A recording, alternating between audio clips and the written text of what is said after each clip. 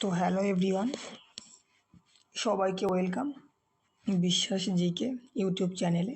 এখানে তোমরা সমস্ত ধরনের টপিক, তোমাদের যেটা পছন্দ বা তোমাদের যেটা শেখার জানার ইচ্ছা, তোমরা সেটা কমেন্টে বলতে পারো। তোমরা কোন বিষয়ের ওপর ডেসক্রিপটিভ ক্লাস চাও।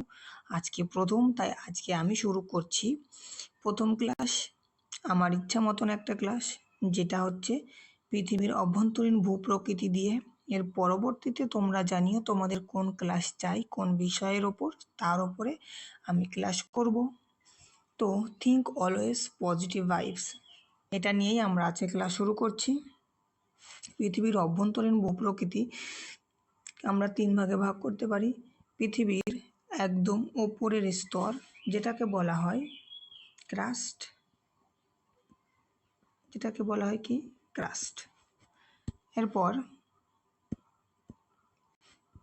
পৃথিবীর মাঝখানের স্তর, যেটাকে বলা হয় মেন্টাল,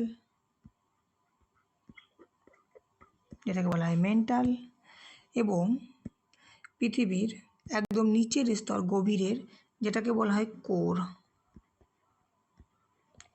হয় কোর, ক্রাস্ট পৃথিবীর 1% জায়গা দখল করে আছে। মেন্টাল পৃথিবীর পৃষ্ঠের একদম সবচাইতে বেশি 84% জায়গা দখল করে আছে। এবং কোর, যেটা পৃথিবী পৃষ্ঠের 15% জায়গা দখল করে আছে। প্রথমে কি ক্রাস্ট, সিয়ার ক্রাস্ট এটা। এরপর আসছে মেন্টাল ক্রাস্ট, মেন্টাল আর কোর। ক্রাস্ট এটি পৃথিবীর বাইরের স্তর, পৃথিবী পৃষ্ঠের বাইরের স্তর ক্রাস্ট, যেখানে মানুষ ও পশু পাখিদের বাসস্থান। এটা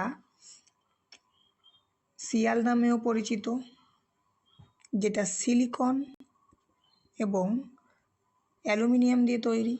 এরপর মাঝখানের স্তর, যেটা মেন্টাল, যেটাকে সীমাও বলা হয়, সীমা, এবং এটি সিলিকন এবং ম্যাগনেসিয়াম দিয়ে তৈরি, এবং কোর, যেটা পৃথিবী পৃষ্ঠের একদম অভ্যন্তরে অবস্থিত, সেটাকে বলা হয়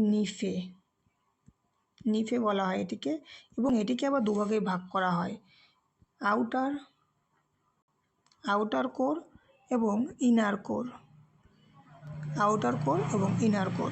আউটার কোর হচ্ছেন একদম লিকুইড দিয়ে তৈরি, যেটা তরল লিকুইড দিয়ে তৈরি। আর ইনার কোর, যেটা হার্ড বা শক্ত।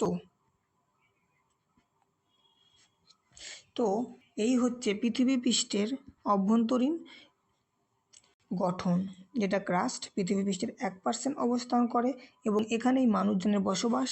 এরপর আসে মেন্টাল, যেটা 84% জায়গা দখল করে আছে ভূপৃষ্ঠের, এটা সবচাইতে বেশি।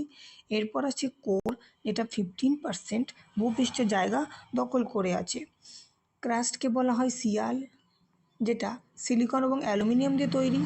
এরপর মেন্টাল, যেটাকে সীমা বলা হয়, এবং এটা সিলিকন এবং ম্যাগনেসিয়াম দিয়ে তৈরি।